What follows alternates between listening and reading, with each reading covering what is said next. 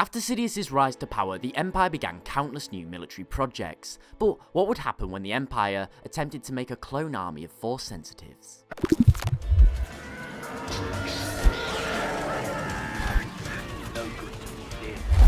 Now, before this video continues, it's important to note that this story is no longer considered canon. However, it's very interesting and I thought that you guys would appreciate it. Now, the story starts when Vader orders his darkside assassin, known as the Emperor's Hand, Sarkuz, to kill his apprentice Darth Vader, or at least test his ability by trying to kill him. Now, Vader made short work of Kuz. However, after offering to spare his life in exchange for the name of his conspirators, Kuz refused. Now, this made Vader better appreciate the gifts of the Dark Jedi and Sith assassins, and he began to believe that cloning may be the solution to obtain an entire army of those who could not only use the Force, but also inherited traits such as loyalty to the Empire. Now, as opposed to using the Kamino facilities, which took around 15 years to generate a fully functional soldier, Vader entrusted the task to Archaean Microtechnologies, and this company was able to produce a fully functional soldier within a year.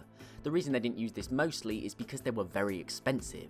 Vader entrusted the genome of Kuz to the cloners and they produced 6 within a year. Each was trained similarly to a Stormtrooper and even wore the same armour. However, each had been given a red-bladed lightsaber and had been taught to use the Force, particularly the darkside. This was done by another one of Sidious's hands, known as Shevan. These clones were tested before Sidious. They were able to hold their own against Shevan, Vader himself, and a clone made of one of Vader's loyalist allies, Ervelkauf. Now, Sidious was incredibly happy with these clones and appreciated the value of Force sensitives across his numerous battlefields in the Empire, and for this reason, he gave the go-ahead for an entire battalion of the Kuz clones to be produced. The Kuz clones were set to be the newest members of the 501st Legion, and whilst this was happening, Vader, Sidious, Shevan and the Kuz clones were on their way to the Imperial capital. However, there was a plot at hand. Shevan, who had overseen the Kuz clones' training, had become angry with Sidious after discovering that he was not the only darkside Emperor's Hand, and believed that his loyalty to the Empire had been returned with deceit.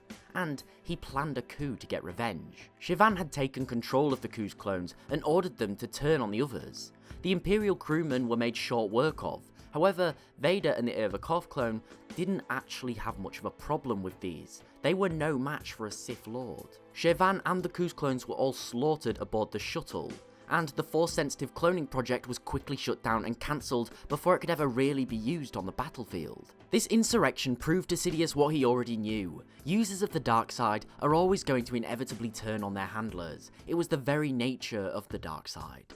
And Sidious decreed cloning Force sensitives would not happen again due to this considerable risk that they posed to his power base. All darkside users would essentially make Sidious a target. He was at the top of the food chain. But what do you think of the Force sensitive Kuz clones, and was Sidious right to shut it down?